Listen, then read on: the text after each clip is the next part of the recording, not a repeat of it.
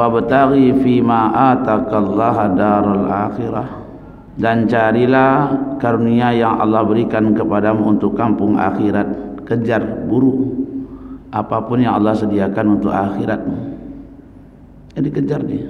Makanya ada fastabiqul khairat, berlomba-lombalah dalam hal kebaikan, wasari'u ila magfiratin, dan bersegeralah.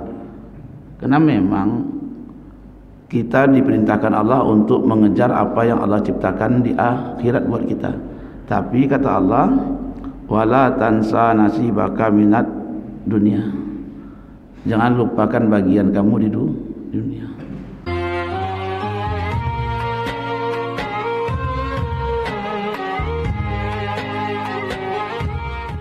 Assalamualaikum warahmatullahi wabarakatuh.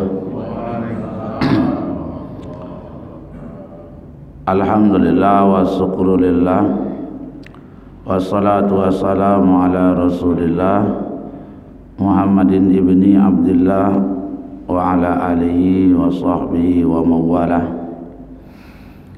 Qala Allah ta'ala fil Qur'anil Karim, a'udzu billahi minasy syaithanir rajim. Bismillahirrahmanirrahim.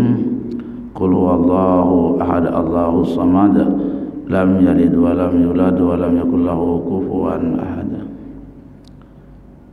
Sama-sama kita muliakan seluruh panitia Ramadan Masjid Baitul Salam, dan juga kita banggakan imam besar kita dan imam kita, dan dirahmati Allah seluruh kita berhadir di dalam majelis ini. Pada pertemuan yang lalu kita telah menjelaskan bahwasanya bagaimana kita berupaya menukar dunia ini dengan akhirat. Yang kita gambarkan, sebanyak apapun rupiah yang kita miliki di Indonesia, tapi ketika kita pindah ke Amerika, maka semuanya tidak akan berharga kecuali setelah kita menukar rupiah itu dengan dolar. Dan kita telah jelaskan panjang lebar juga kemarin. Maka pertemuan kali ini masih berkelanjutan tentang memahami bahwasanya hakikat dunia ini adalah bagaimana kita menukarnya dengan akhirat. Berarti sebenarnya dunia ini adalah mazra'atul akhirah, tempat kita bertanam, tempat kita berladang. Jadi dunia ini adalah ladang akhirat.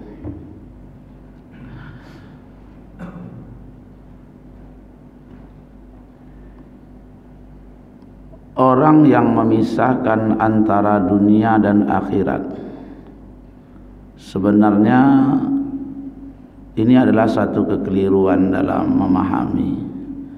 Karena dunia dan akhirat itu adalah proses yang berkelanjutan. Mati itu kan bukan akhir dari segala-galanya. Padahal proses tentang dunia dan akhirat itu adalah proses yang berkelanjutan. Apa yang dia tanam di dunia, itu juga yang akan dia tuai di akhirat.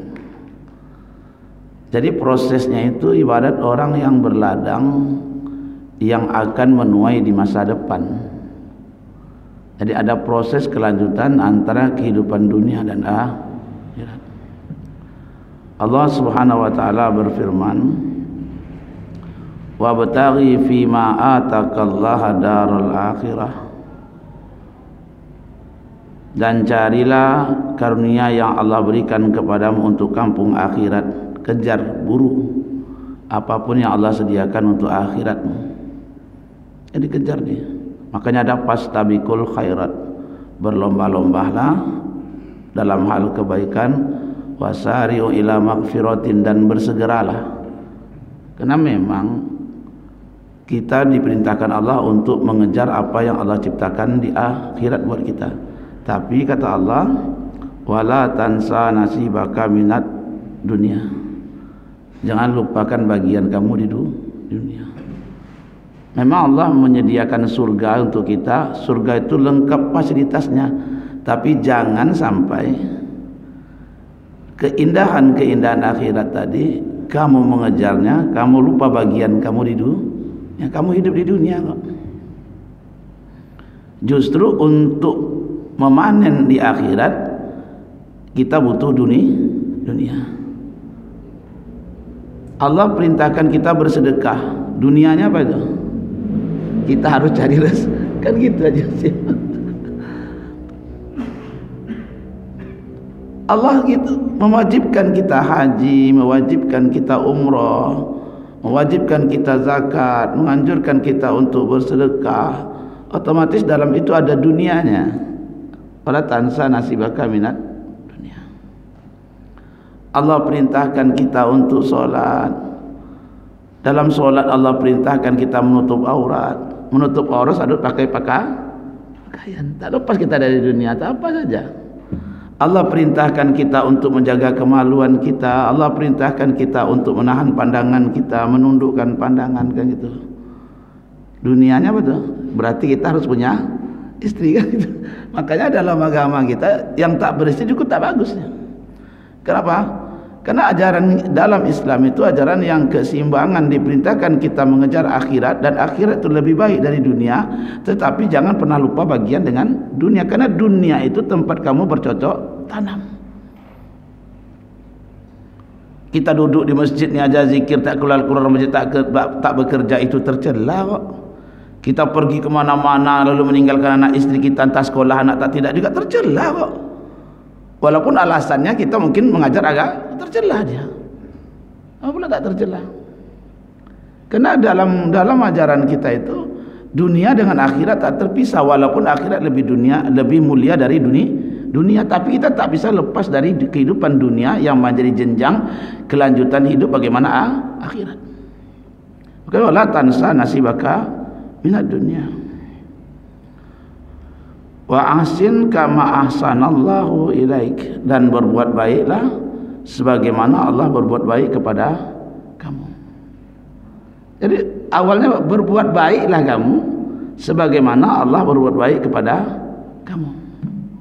Ketika Allah berbuat baik kepada kamu, melapangkan rezekimu, maka berbuat baik sebagaimana Allah berbuat baik kepadamu, maka berbuat baiklah.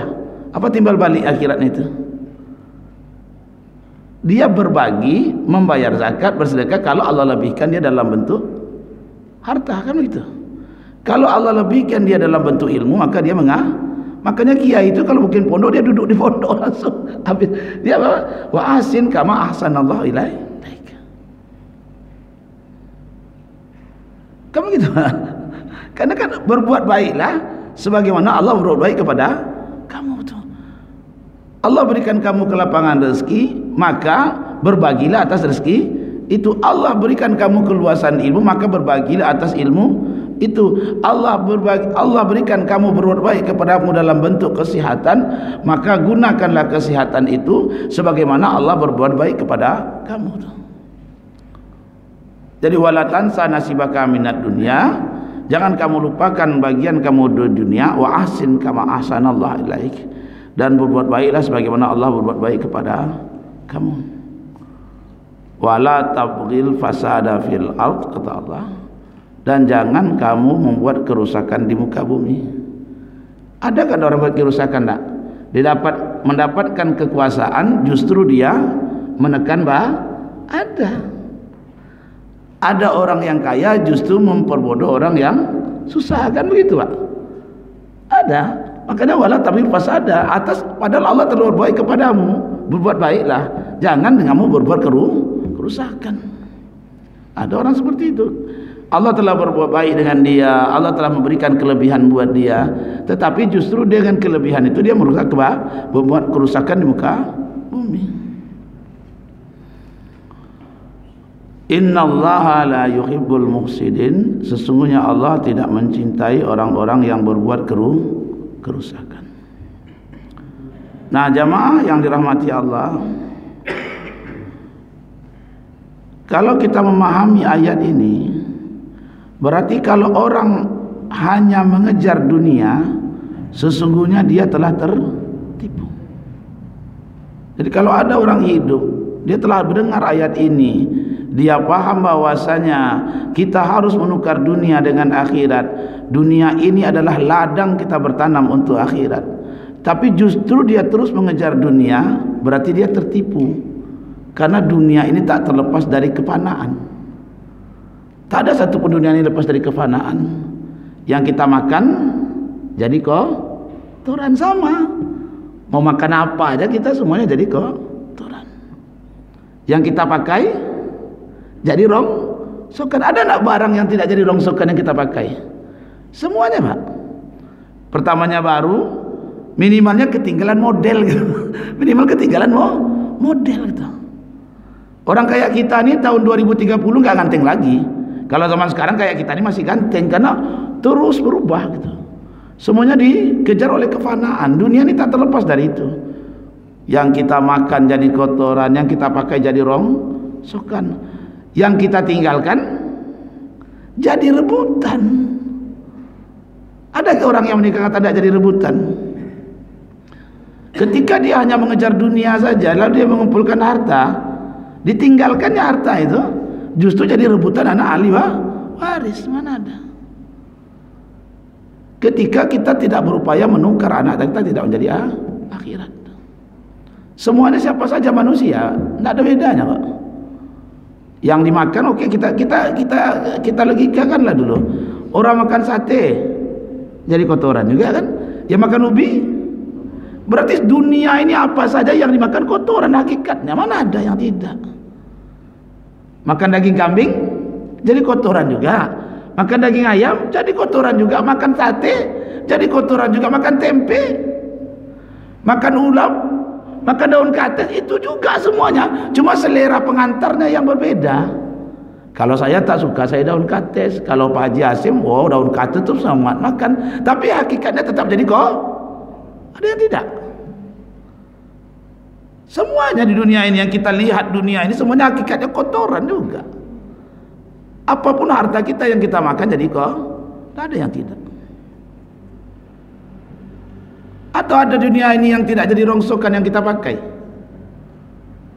Oke, yang dari besi kita pakai besi tadi, mobil lah kita anggap jadi rongsokan nggak, Pak? Rongsokan. Sendal Bapak jadi rongsokan juga gitu. Apa saja yang kita pakai dunia ini. Makanya orang kalau dia nikah hanya sekedar hawa nafsu, lama dipakai istrinya seperti dalam pandangannya pasti seperti itu.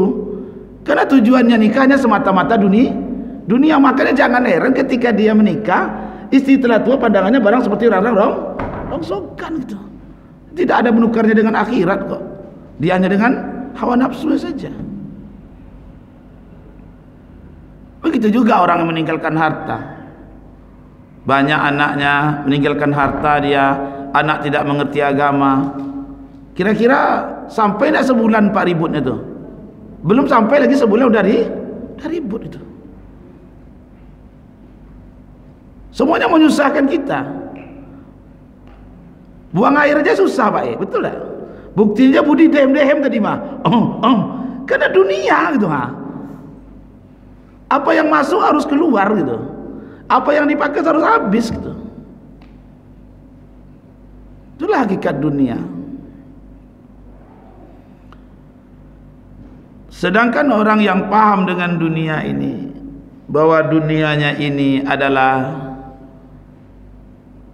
sekedar kefanaan, berarti dunia ini adalah tempat kita bercocok tanam untuk mendapatkan apa yang akan kita panen di akhirat nanti.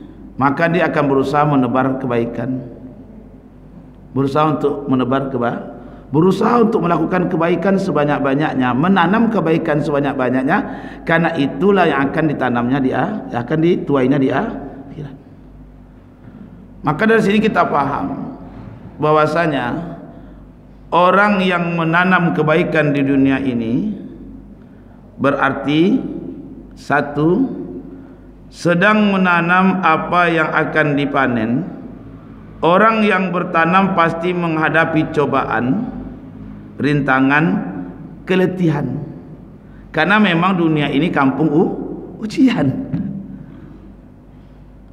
Iya, orang bertanam kan mengalami keletihan, mengalami cobaan, mengalami ujian.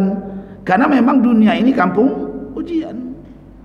Harus menebas dia dulu, dicari panen, dicari bibit yang bagus, kena hujan, kena panas, harus mengeluarkan biaya, ya kan begitu.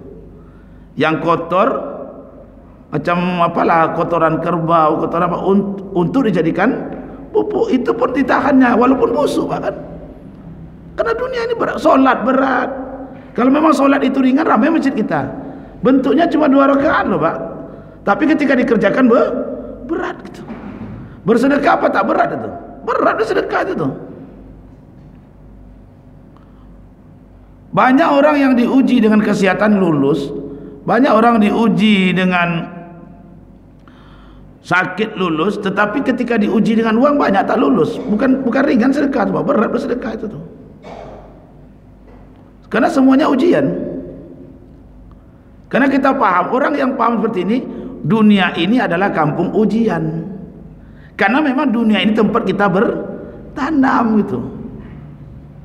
Dari pohon yang kecil sehingga besar kita pupuk, kita keluarkan modal dengan harapan nanti semua, walaupun tidak pasti nih, tapi dia telah melewati usaha.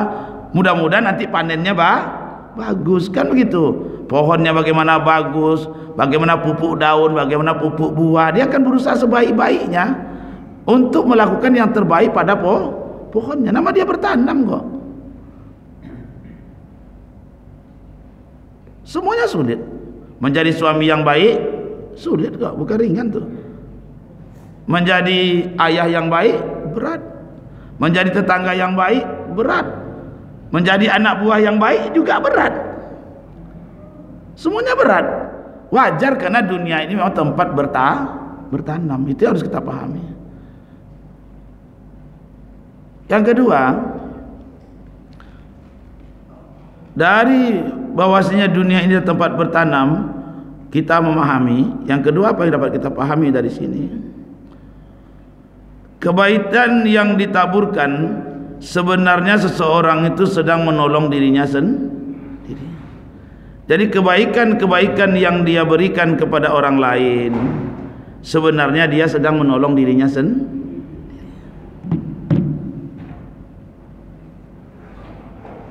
Ada orang menolong kita dalam kesusahan, lalu orang tadi mengeluarkan sebagian hartanya kepada kita untuk menolong kita. Dengan dia menolong kita, dia menebar kebaikan.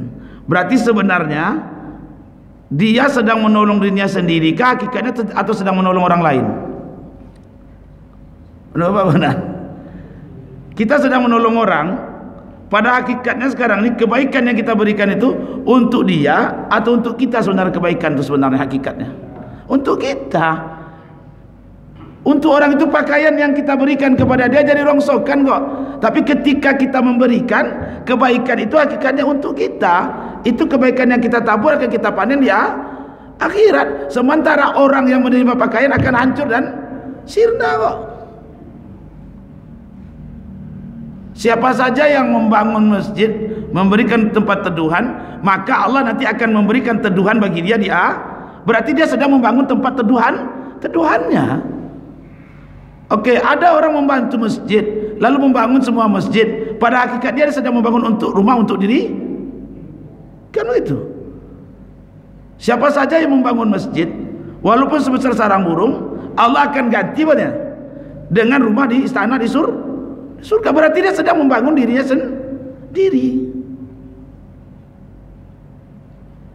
Kan begitu dia. Karena kebaikan itu yang akan kita tanam. Ada hewan yang terjepit, lalu hewan itu kita lepaskan.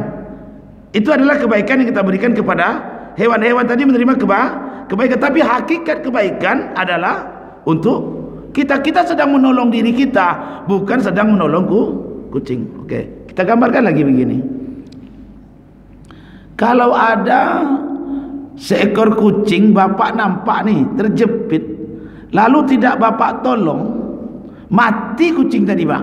Kira-kira keburukan kematian tadi hakikatnya kepada bapak atau kepada kucing? Menggambarkan dulu. Kita renungkan bersama-sama dulu. Ada seseorang mengurung kucing, lalu kucing itu mati karena tak makan. Yang masuk neraka kucing itu atau orang yang mengurung kucing itu? Itu hakikat kehidupan Pak. Karena dunia ini tempat kita bertanam, tempat kita bertanam gitu. Kalau ada orang bikin maksiat lalu kita berupaya mencegahnya, hakikatnya itu kan kita telah memberikan kebaikan. Kira-kira kebaikan itu untuk kita atau orang itu? Hakikatnya nih untuk kita. Tapi kalau kita biarkan lalu terjadi maksiat itu merajalela, besok di akhirat menjadi beban dia atau beban kita yang paling berat? Kita yang paling berat justru di. Karena dengan mendiamkan kebaikan berarti sama seperti setan bisu yang menolong orang melakukan kejahatan, kan begitu. Hakikatnya kembali kepada, karena dunia ini tempat bertanam, itu yang akan kita tuai di akhirat itu. Itu kita tuai di akhirat nanti. Oke. Saya kehilangan sendal. Gambarannya diambil orang nih. Hakikatnya sekarang yang mendapatkan hakikat keburukan siapa?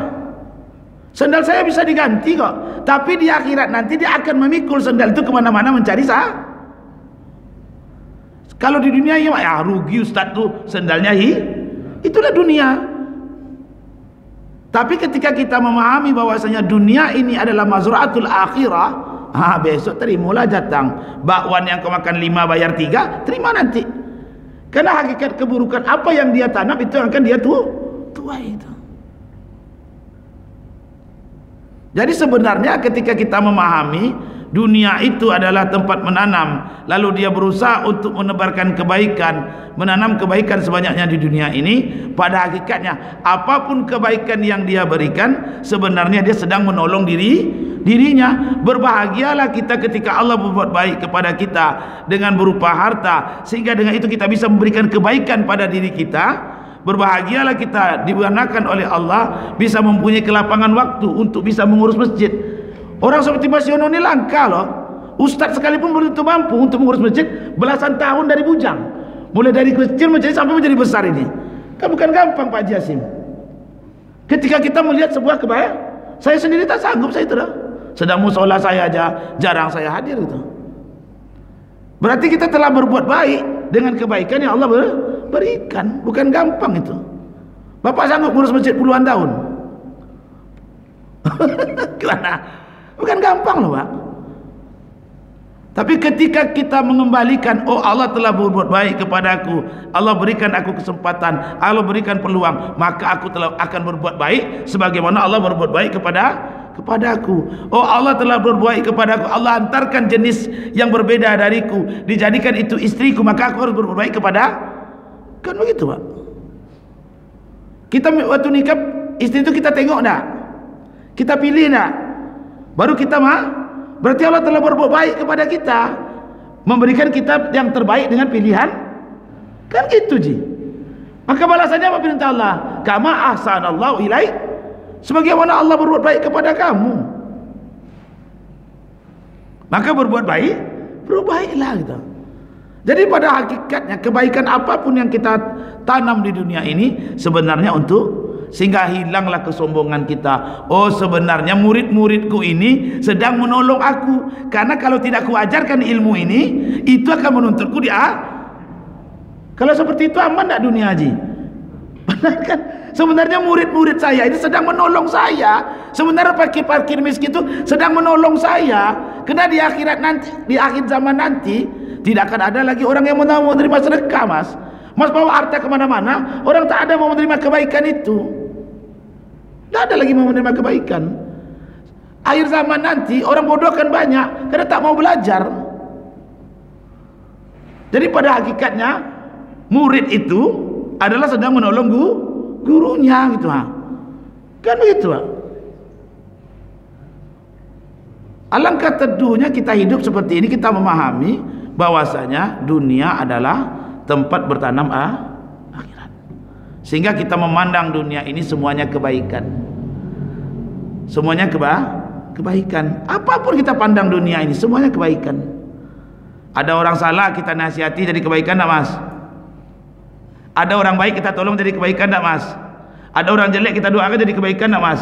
Tapi kalau orang jelek kita maki jadi berjumpa tuh. Kalau seperti ini kita memandang sesungguhnya kita sedang menanam kebaikan, apapun yang kita lihat di dunia ini berarti semuanya kebaikan yang akan kita tanam. Mudah-mudahan renungan singkat ini, nanti ada lagi yang terakhir, episode ketiganya. Sengaja saya sambung agar kita memahami. Episode pertama kita paham bagaimana kita menukar dunia menjadi akhirat. Episode ini kita paham, oh berarti dunia ini adalah ladang kita untuk menuai kebaikan agar kita tukar dengan akhirat. Yang terakhir nanti insya Allah kita akan berjumpa untuk bagaimana kita sebelum mati menabung kebaikan sebanyak-banyaknya. Subhanakallahumma wa bihamdika asyhadu an la ilaha illa anta astaghfiruka wa atubu ilaik. Allahu a'lamu bissawab. Assalamualaikum warahmatullahi wabarakatuh.